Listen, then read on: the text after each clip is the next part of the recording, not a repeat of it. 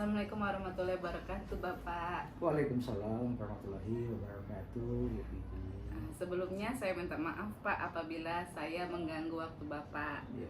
Adapun tujuan saya menemui Bapak, saya ingin melakukan wawancara terkait pengambilan keputusan dilema etika berbasis nilai kebajikan sebagai pemimpin selama Bapak menjadi kepala sekolah.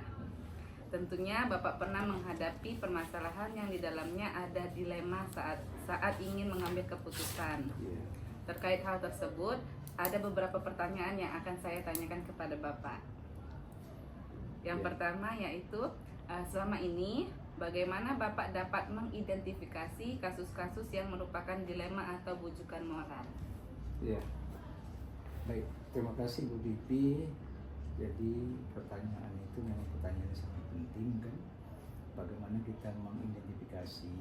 Nah, mengidentifikasi ini banyak melalui misalnya melalui secara individu kan.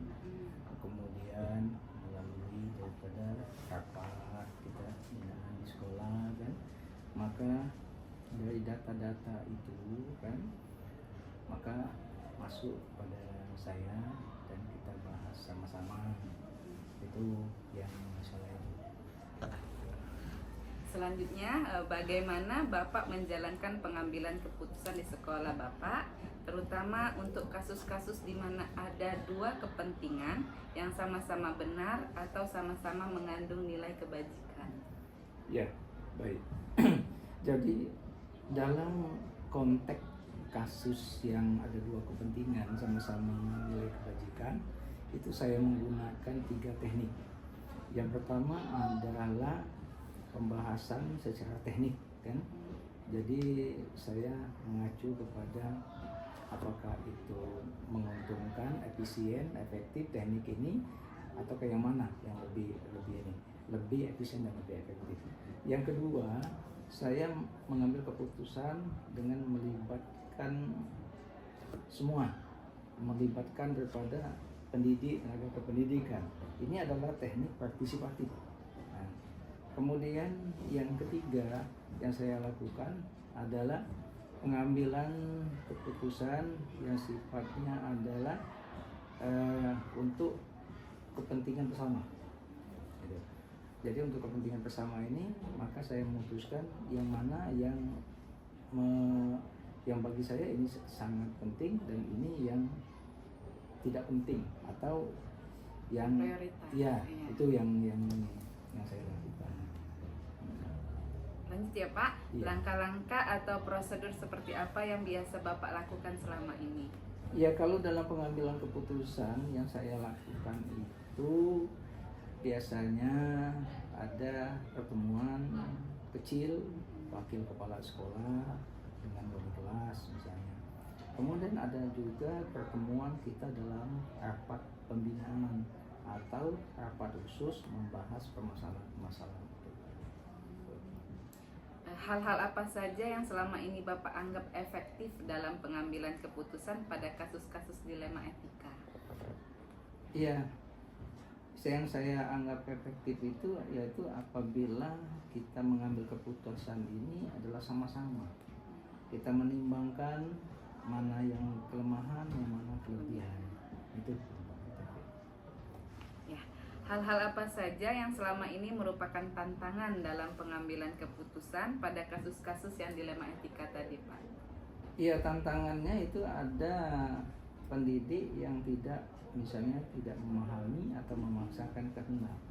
Nah, ini yang biasanya menjadi tantangan bagi kita. Apakah Bapak memiliki sebuah tata kala atau jadwal tertentu dalam pengambilan sebuah penyelesaian kasus dilema etika? Apakah Bapak langsung menyelesaikan di tempat atau memiliki sebuah jadwal untuk menyelesaikannya? Bentuk atau prosedur seperti apa yang Bapak jalankan? Ya, dalam kasus dilema etika ini kematangan kepala sekolah, kestabilan emosi itu yang sangat penting. Bisa saja saya mengambil keputusan itu secara spontan apabila kondisi emosi saya stabil, kondisi kesehatan saya baik, dan ada juga yang saya tunda.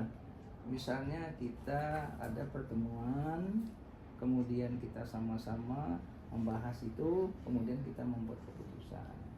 Jadi ada dua. Jadi ada yang spontan, ada yang terjadwal melalui rapat pembinaan. Gitu. Ya. Adakah seseorang atau faktor-faktor apa yang selama ini mempermudah atau membantu Bapak dalam pengambilan keputusan dalam kasus-kasus dilema etika?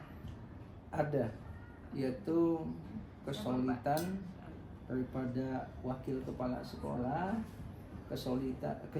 kesulitan daripada Bapak Ibu pendidik yang lainnya, wali kelas misalnya, dalam hal berkomunikasi.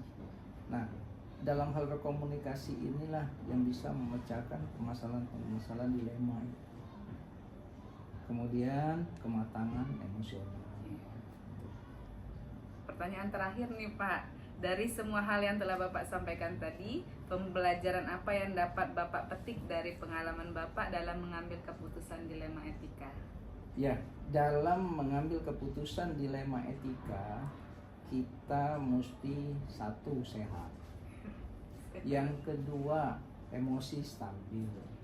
Yang ketiga, kita harus memberdayakan daripada partisipatif pendidik dan tenaga kependidikan. Tiga itu ya Pak. Baik Bapak, mungkin hanya itu saja dari pertanyaan wawancara pada hari ini. Saya mengucapkan banyak terima kasih kepada Bapak sudah meluangkan waktunya. Sama-sama. Ya, terima kasih Bapak. Assalamualaikum. Waalaikumsalam warahmatullahi wabarakatuh.